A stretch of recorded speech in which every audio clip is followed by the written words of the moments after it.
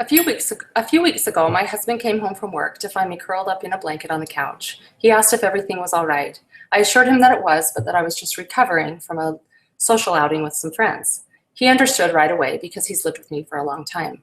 So I'll help you to understand too. I'll introduce myself. Hi, I'm Alicia and I'm an introvert. If you're asking yourself what's an introvert, don't worry, I'm going to tell you. I want to talk first about several misconceptions about what it means to be an introvert. The study of introversion has come a long way since Freud first described it as pathological, or a form of neuroses.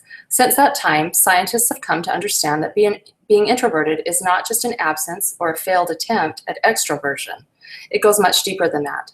Introversion, along with extroversion, is a personality trait that is physiological.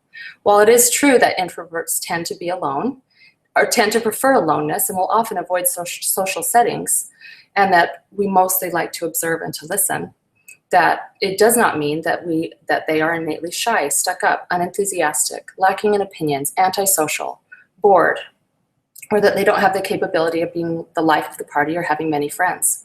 Chances are, each of us knows someone who we would label an extrovert who is really introverted.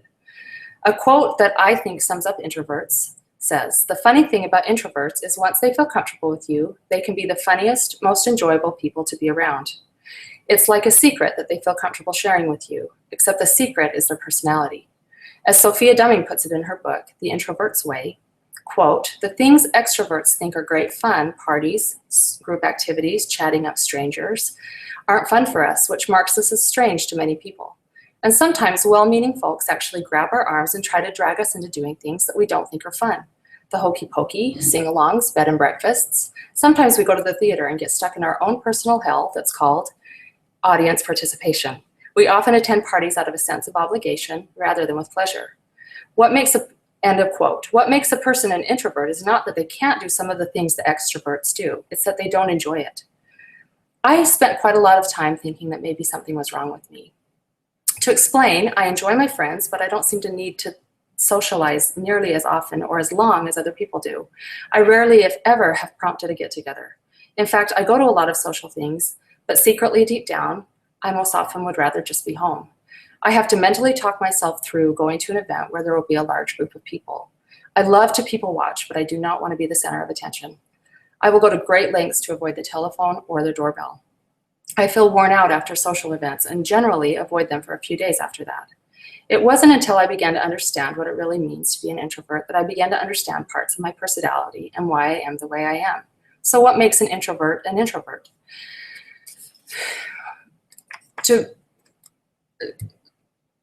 Everyone gives and receives energy.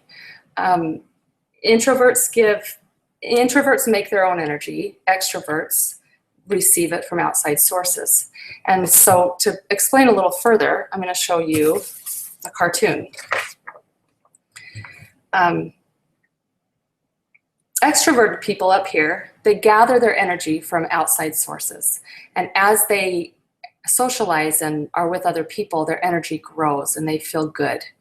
Extroverts, him in the little hamster ball, he gives his energy away at the first social contact. And often he'll come home feeling depleted or needing to recharge or exhausted from giving up his energy.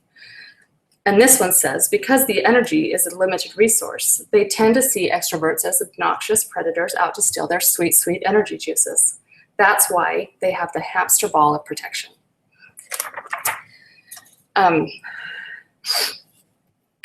Does this mean that introverts don't need other people, that they don't like other people? No, not at all. Introverts need people and need to connect with others, they just do it in different ways. They will definitely speak up if they feel strongly about something. Introverts like small groups. They like one-on-one time with people. They like the conversation to go deeper.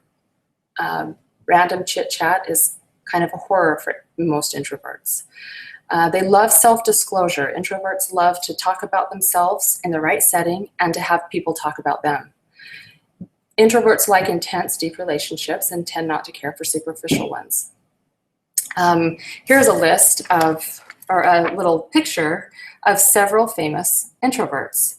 And you can see that Albert Einstein, Warren Buffett, Gandhi, Abraham Lincoln, Bill Gates made this list. If any of this sounds familiar to you, or if your spouse comes home and finds you curled up on the couch in a blanket because you're recovering from a social event, you just might be an introvert too. Thanks for watching.